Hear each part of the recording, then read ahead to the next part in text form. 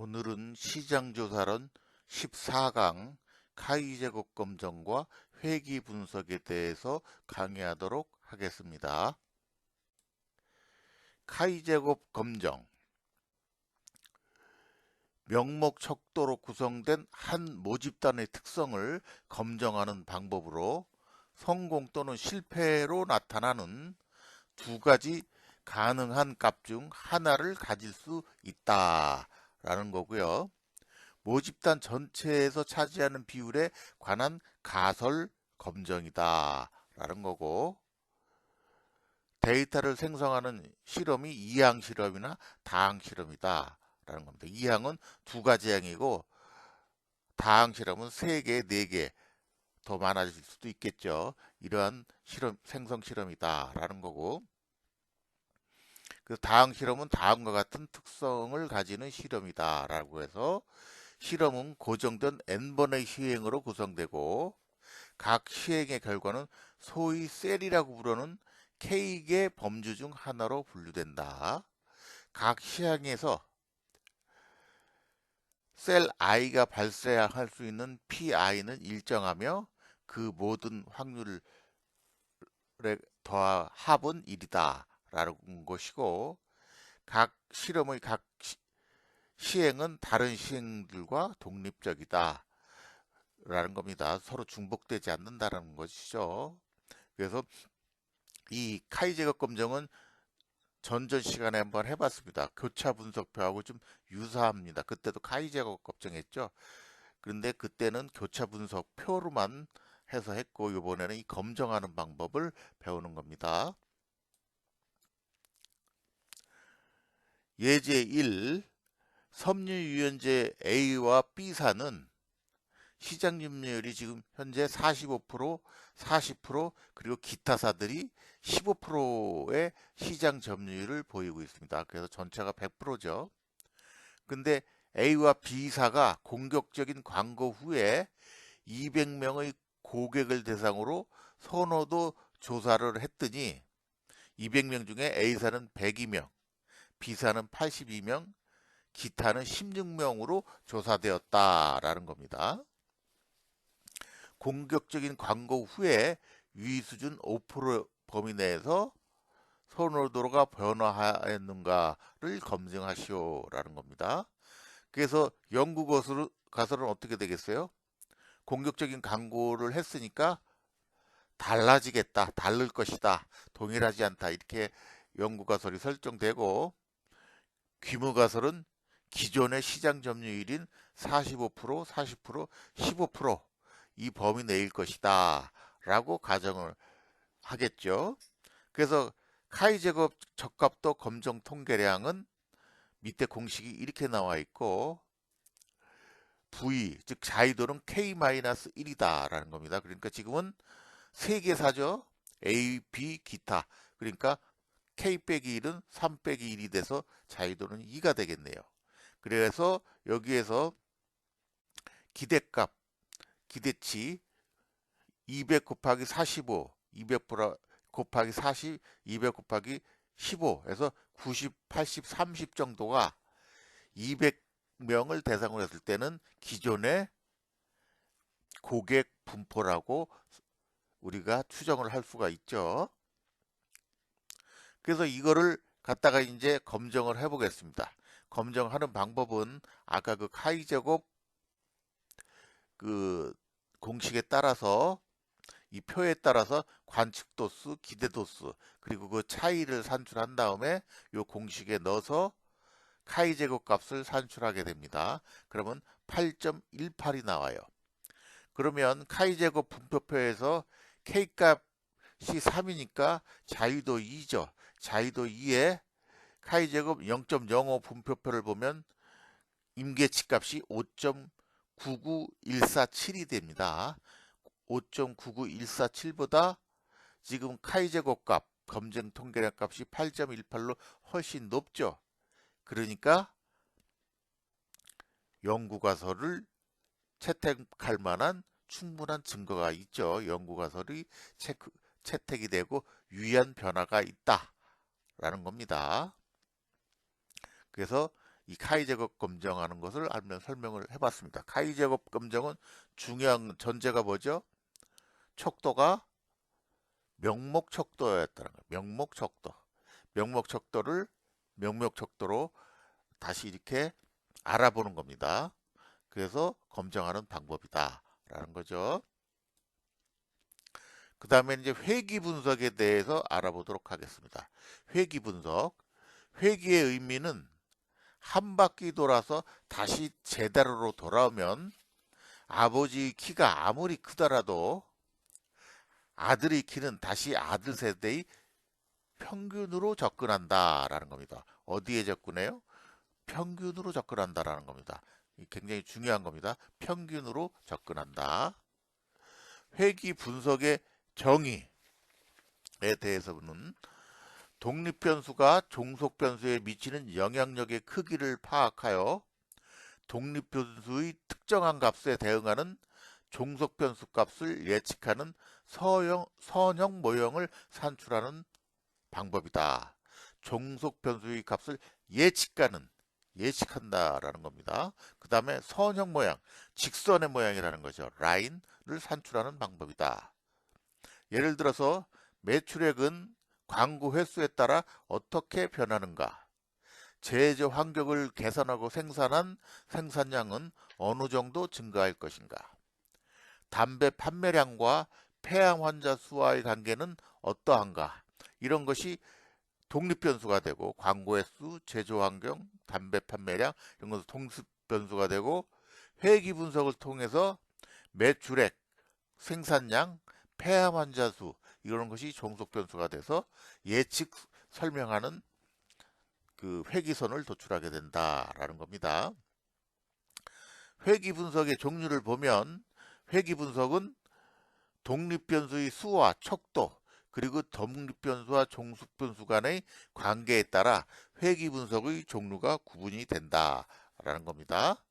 독립변수의 수가 1개면 단순회귀 분석, 2개 이상이면 다중회귀 분석이고 독립변수의 척도가 등간 비율 척도면 일반 회귀 분석이고 명목 서열 척도면 더미 변수를 이용한 회귀 분석을 합니다. 독립변수와 종속변수의 관계가 선형이면 선형 회귀 분석을 하고 비선형이면 비선형 회귀 분석을 한다. 이렇게 이해하시면 되겠습니다. 그러면 회귀 분석에서 이제 더 자세히 알아보면 회귀 분석의 전제 조건은 특정한 독립변수 값을 갖는 종속변수의 값은 정규 분포해야 되며 이들은 분사는 모두 동일해야 된다. 종속변수 값들은 통계적으로 서로 독립적이어야 하고 독립변수들이 여러 개인 경우 이들 독립변수들 간에는 다중 공선성이 존재하지 않아야 된다. 이것은 뒤에 나옵니다. 특정한 독립변수 값을 갖는 종속변수 값들의 분포는 독립변수의 값에 따라 서로 평균은 다를 수 있으나 분산은 모두 같은 정규 분포를 해야 한다라는 전제 조건이 있어요. 종속변수 값들의 분포를 종속변수 값과 독립변수의 값에 따라 구분되는 집단의 평균과의 차이를 나타내는 오차값, 편차라고 그랬죠. 오차값의 분포를 나타내는 아래 2번의 그래프는 2번의 그래프와 같다라는 거죠. 특정한 독립변수 값에 대응하는 오차값들의 분포는 모두 동일한 모양의 정규 분포이다. 오차들도 동일한 모양의 정규 분포를 해야 된다라는 거죠. 독립변수 값과 대응하는 종속변수들의 분포는 모두 같은 모양의 정규 분포를 나타내지만 그 오차 값들도 동일한 모양의 정규 분포를 나타낸다라는 것입니다. 그래서 특정한 독립변수 값에 대응하는 종속변수의 값들이 정규 분포하지 않거나 분포별로 분산이 다른 경우에는 이 회귀 분석을 할 수가 없습니다. 그림처럼 모양이 다 다르죠. 회귀 모형을 도출할 수 없다라는 거고요.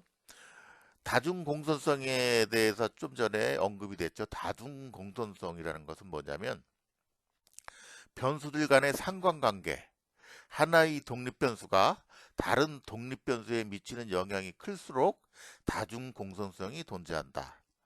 다중공선성이 커질수록 표준 오차값이 커져 회귀 모형이 잘못 추정될 가능성이 커진다라는 거고, 다중공선성이 클수록 추정된 회귀 모형의 예측력은 그만큼 감소한다라는 겁니다. 지금 무슨 얘기로 구체적으로 설명을 하면, 혁신성은 기업 성과에 유의한 영향을 미친다 라는 가설이 설정되고, 창의성은 기업 성과에 유의한 영향을 미친다 라고는 가설이 두 번째로 설정이 되고, 세 번째는 혁신성은 창의성에 유의한 영향을 미칠 것이다는 가설이 세 번째 그 가설이 설정된 연구 모형이라고 가정을 할 때, 혁신성과 창의성은 그 정의가 다릅니다. 다른데 일반적으로 응답하는 사람이나 연구자도 잘 모르는 사람은 혁신성과 창의성을 혼동할 수가 있어요. 특히 조사를 하는 응답자들은 혁신성과 창의성을 정확히 잘 구분하지 못하는 경우가 있어가지고 헷갈릴 수가 있어요. 그래서 그런 것이 서로 중첩되면 안 됩니다.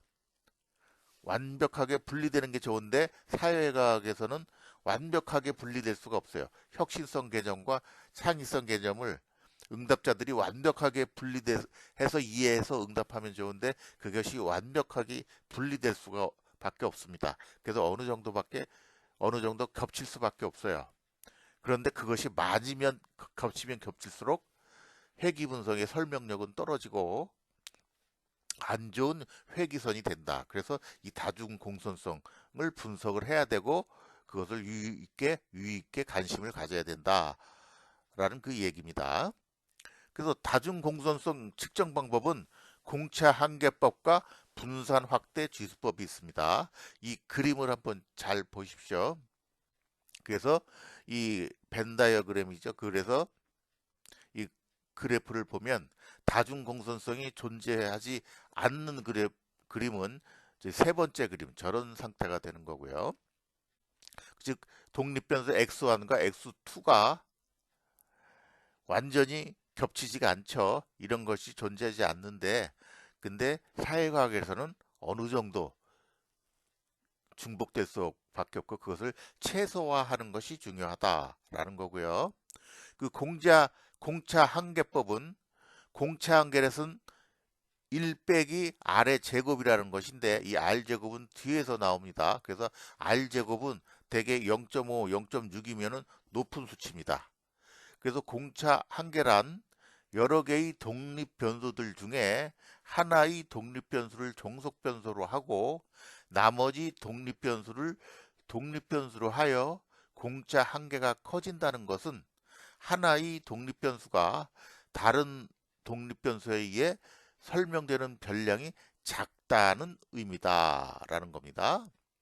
그래서 공차 한계는 1 플러스 R 제곱인데, R제곱 값이 0.5나 0.6이면 좋은 거라고 그랬죠. 그래서 만약에 0.5라고 하면 공차 한계 값은 0.5가 되겠죠. 0.5가 된다라는 거고, 그리고 분산 확대 지수법이 있는데, 이것은 공차 한계분의 1로 나타내는데 계산이 되는데, 공차 한계와 역수 관계로 공차 한계가 1에 접근할수록 VIF 값은 1에 접근한다. 따라서 VI 값이 1에 가까울수록 독립 변수들 간의 다중 공선성이 없는 것으로 판단하고, 이를 초과하여 큰 값을 갖게 되면 독립 변수 간의 다중 공선성이 높은 것으로 판단한다라는 겁니다. 그래서 대개 1에서 5 정도면은 다중 공선성 측면에서 적정한 것으로, VIF 값이 1에서 5면은 적정하다. 5를 초과하면 10에 가까워지고 그럴 수도 있거든요. 그러면은 굉장히 다중 공선성이 높다, 이렇게 판단을 합니다. 그래서 만약에 아까 공차 한계가 0.5가 나왔다면 VIF 값이 얼마나 나오겠어요? 0.5분의 1이니까 2가 되겠죠. VIF 값은 2가 된다.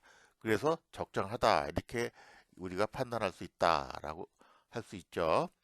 그래서 2013년도 기출문제 제4번 보면 다중회귀 분석에서 다중곡성성의 개념을 설명하고 진단하는 두 가지 방법을 설명하시오. 위에 두 개를 설명하면 되겠죠. 여러분이 한번 작성해 보십시오. 그래서 산점도와 해기섬. 그래서 X값과 Y값, 몸무게와 키라는 것을 가정을 할 때 이런 좌표상에 점을 찍을 수 있어요. 이 좌표를 지나는 선들은, 직선은, 회기선은 여러 개가 수십 가지가 그려질 수가 있어요. 그 데이터 수에 따라서. 그래서 여러 개를 그릴 수가 있다. 이런 회기선을 그릴 수 있는데 어떤 선이 제일 적합한 회기선인지를 찾아내는 것이 중요하겠죠. 그래서 이 회기선을 도출하는데 그것이 직선의 방정식이다.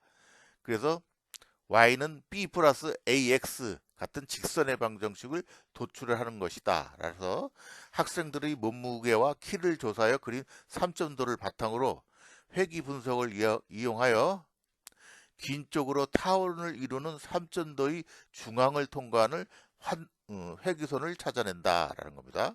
회귀선은 두 변수의 평균이 만나는 점들을 통과한다. 두 변수의 평균이 만나는 점들을 통과한다라는 거예요.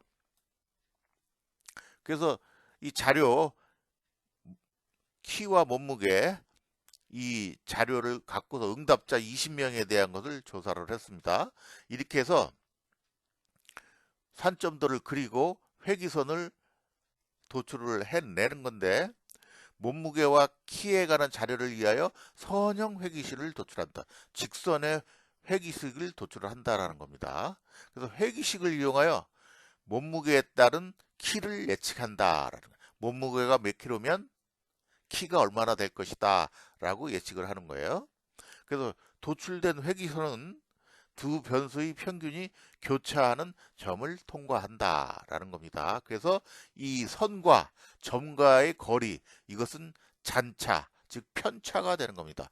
편차, 오차라고도 하고 편차가라고 얘기를 하는 겁니다. 그래서 여기서는 잔차라고도 표현한다. 주로 이렇게 이해하시면 되겠습니다.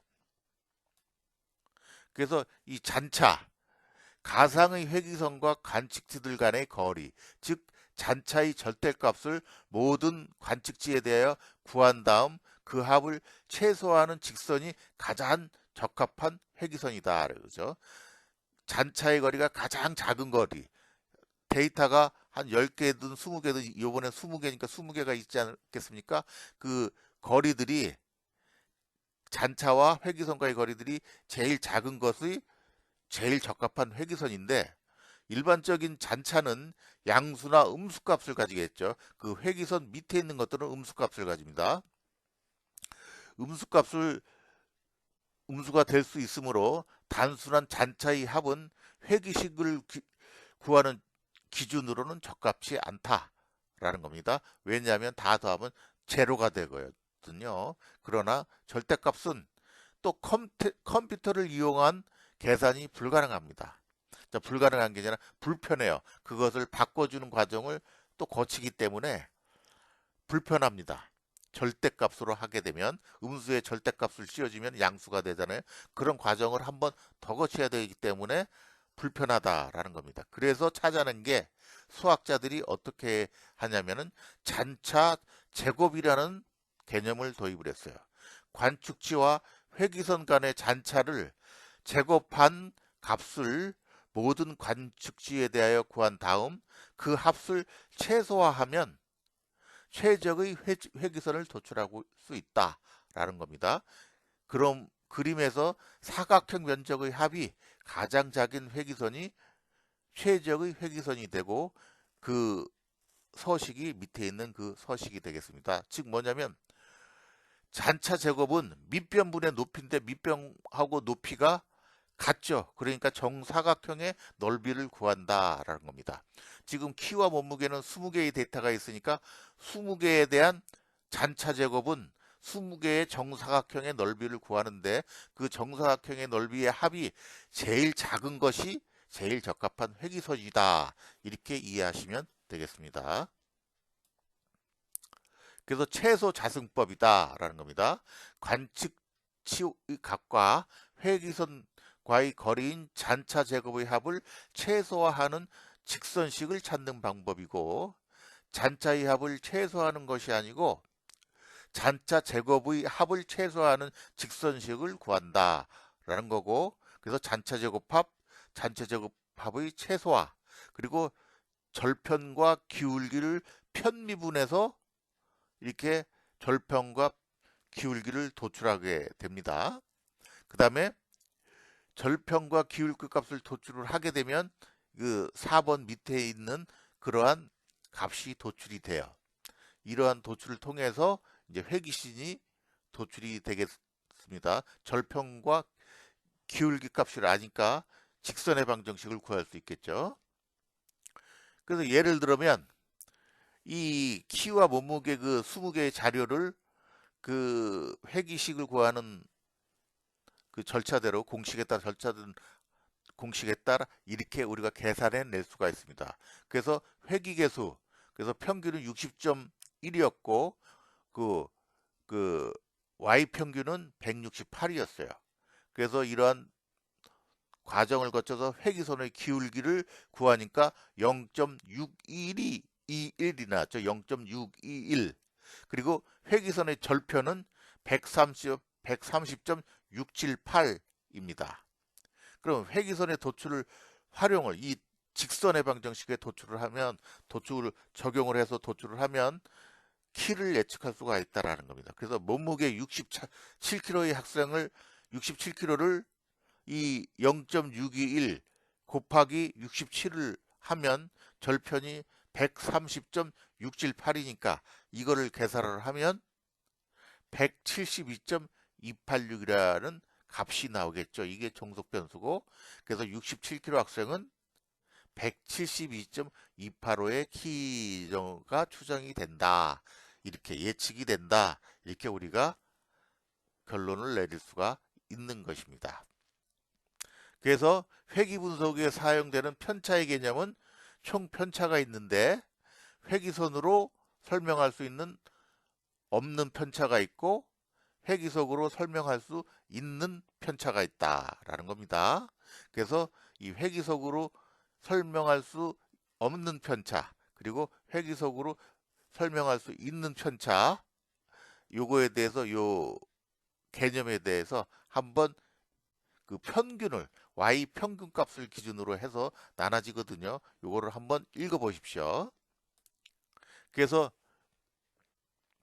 결정계수 R 제곱, 아까 다중공손성에서 결정계수라는 것이 있었죠. 결정계수에 대해서 알아보겠습니다. 추정된 회기선이 실제 값과 평균 사이의 편차를 얼마나 줄여주는가를 나타내는 주수다라는 겁니다. 추정된 회기선이 실제 값과 평균 사이의 편차를 얼마나 줄여주는가를 나타내는 주수다. 그래서 일반적으로 R제곱으로 나타낸다라는 겁니다. 그래서 이 그림에서 보면은 총 편차가 있는데 회기선으로 설명되지 않는 편차가 있고 회기선으로 설명되는 편차가 있어요. 그래서 Y 평균을 기준으로 회기선으로 설명되는 편차는 그 회기선까지가 되고 회기선에서 그 데이터까지의 거리는 회기선으로 설명되지 않는 편차가 된다라는 것을 설명하고 있습니다. 편차는 양수나 음수값을 가질 수 있으므로 편차를 제곱한 값을 활용하여 분석한다. 그래서 총 제곱합은 회기선으로 설명되지 않는 제곱합 더하기 회기선으로 설명되는 제곱합이다. 그래서 R제곱합은 총 제곱합분의 회기선에 의해 설명되는 제곱합으로 하고 이것은 1 빼기 총 제곱합분의 회기선에 의해 설명되지 않는 제곱합으로 구할 수도 있다. 그래서 R제곱은 SST분의 SSR로 구할 수가 있다. 라는 거죠. 이 SST와 SSR은 전에 분산 분석에서 했었죠. 그것을 얘기를 하는 겁니다. 그래서 결정 계수는 총 제곱합 중에서 회귀선으로 설명되는 제곱합의 비율이다. 그 결정 계수가 1에 가까울수록 설명력이 높고 바람직한 회귀선이 되겠다. 그렇죠. 총 제곱합분의 회귀선에 의해서 설명되는 제곱합이니까 이게 1에 가까워진다는 것은 회귀선에 의해 설명되는 제곱합이 커지는 거예요. 분자가 커지니까 1에 가까워지겠죠. 그 의미를 설명하고 있는 것입니다. 그래서 추정값의 표준 오차, 실제 관측치 값과 추정된 회귀선의 예측값과의 즉 오차 혹은 잔차의 표준 편차를 말한다 라는 겁니다. 잔차는 음의 값과 양의 값이 있기 때문에 서로 상충되지 않도록 잔차의 합 대신 잔차 제곱합을 사용한다 라는 겁니다. 이 잔차 제곱합도 그 음의 값과 양의 값 있기 때문에 제곱합 개념으로 사용하고, 그 잔차 제곱합의 자유도는 n-2로 2로 나누어서 잔차 평균 제곱을 구한다라는 겁니다.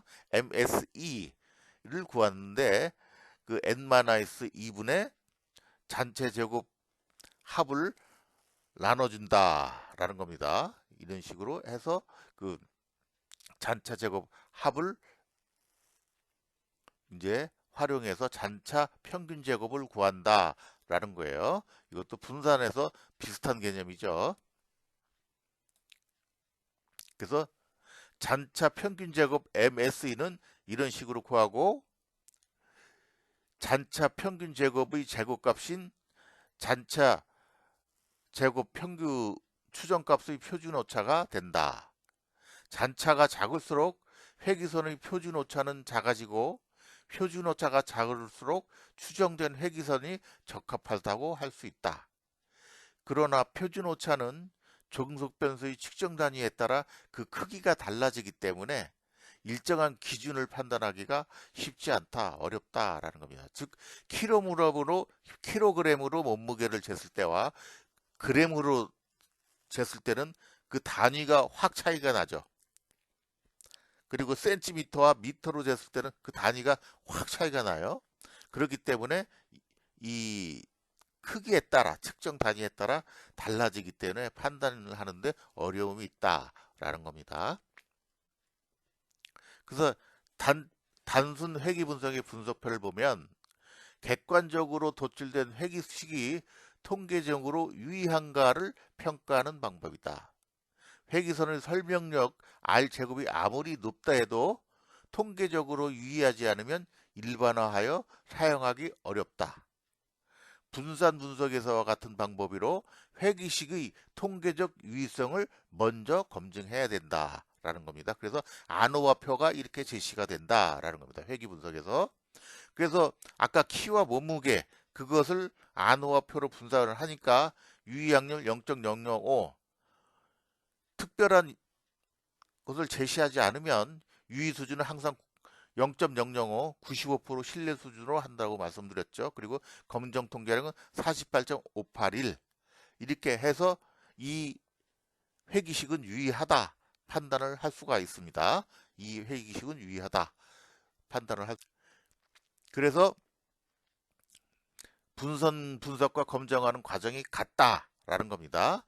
검정 통계량 F값이 임계치보다 크면 추정된 회귀식이 통계적으로 유의한 것으로 판단을 한다라는 겁니다. 그래서 한 예제를 보겠습니다. 예제를, 중고차 가격이 그 주행거리와 밀접한 관련이 있죠. 그래서 얼마나 관련이 있는지를 통계 회귀식을 통해서 한번 알아본 겁니다. 포드사의 타우러스라는 차가 3년 된 중고차가 있는데 100대입니다. 그래서 주행거리와 중고차 각각견의 회기선을 구하라 한 거예요. 그 100대 자료를 가지고 그랬더니 이런 그 엑셀로 돌렸더니 이런 표가 나왔어요. 이런 표를 보면 여기에 회기 분석 통계량은 다중 상관계수는 마이너스 1에서 1 사이라고 그랬죠. 근데 여기서 0.80이니까 높은 수치로 나왔습니다. 그리고 결정계수 R 제곱이라고 그랬죠. 1에 가까울수록 높은 관계가 있다라는 거죠. 그래서 0.64니까 높죠. 조정된 결정계수는 다음 시간에 설명하도록 하겠습니다. 표준오차, 이거는 편차다 이렇게 생각하시면 되겠습니다. 그래서 관측수는 100개 이렇게 제시하고 있고, 그리고 분산 분석표를 제시를 하고 있어요. 분산 분석표 유의 수준 95%, 0.00 5%에서 유의 수준 5%에서 신뢰 수준 95% 이렇게 하게 되면 유의한 것으로 나타났죠. 아주 0.00에서 아주 굉장히 작아요. 무한대로 간다는 겁니다. 그러니까 일단 회기식은 유의하다라고 우리가 판단을 할 수가 있고, 그 다음에 절편은 17.24. 이 절편의 P값은 볼 필요가 없습니다. 절편 17.24가 나왔고, 기울기는 마이너스 0.06686이 나왔습니다. 그리고 P값이 유의하죠. 그러니까 주행거리는 유의한 것으로 P값이 유의한 게 나왔습니다. 그래서 이것은 유의하다라는 거고, 그럼 직선의 방정식은 어떻게 되겠습니까? Y는 마이너스 0.66866X 플러스 17.24876이 되는 거죠. 회기식이. 그래서 그 X값에 주행거리가 10만 킬로다. 그러면은 10만 킬로 곱하기 마이너스 0.06686을 해서 그 값이 나오고, 거기에다가 계수값을 더하면 Y값, 그 가격이 되겠습니다. 중고차 가격이라고 우리가 추정을 할 수가 있죠. 그것을 나타내는 겁니다. 그래서 이 표준오차는 Y평균 14.814보다 그 자금으로 우수하다고 볼 수가 있고, T값, P값 0.00 나왔죠. P값도 0.00 P값도 아주 적게 나오고, 그래서 그 기울기 계수는 마이너스 0.0768에서 마이너스 0.0570 사이에 추정이 된다라는 거고, 선형관계의 강도를 측정하는 R 제곱 결정 계수는 0.6483으로서 가격의 64.8%가 주행거리에 설명되고 나머지 35.17%는 설명되지 않고 있는 것을 얘기하고 있는 겁니다. 35%는 주행거리 말고 다른 거에 의해서 설명이 된다. 뭐 연식이 있을 수 있고, 또 주행 그 중고차의 그 색상도 있을 수 있죠. 그래서 상관계수 마이너스 1에서 1 사이인데 아까 0.8 정도 나왔죠. 그러니까 높은 상관관계를 보이고 있다. 이렇게 우리가 결론을 낼 수가 있습니다. 그래서 이거는 2015년도에 그 기출문제입니다. 그래서 한번 여러분들이 풀어보시고요. 아마 여러분들이 한번 풀 수 있는데, 밑에 동그라미 1번 카이제곱 분소, 돌립 분소, 종속 분소 다 명목 변수로 한다고 그랬죠. 명목 범주 데이터, 명목 분소 그 변수. 근데 분산 분석은 독립 변수는 비율 분소죠. 비율, 등간 척도 뭐 이런 걸로 하고, 종속 변수도 그와 같이 나타나게 됩니다.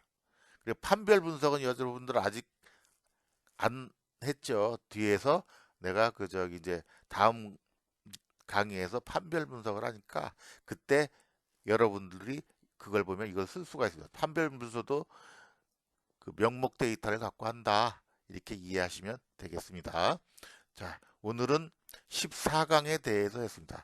회기 분석으로 굉장히 중요한 내용이니까 여러분들이 이 강의를 처음 들으면은 잘 이해가 안 되는 분도 많이 계실 거예요. 그래서 듣고 또 듣고 하시면서 회귀 분석에 대해서는 확실히 이해를 하십시오.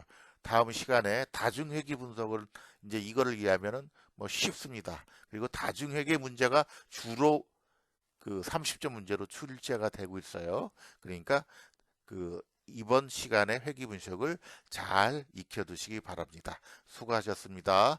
15강에서 만나도록 하겠습니다.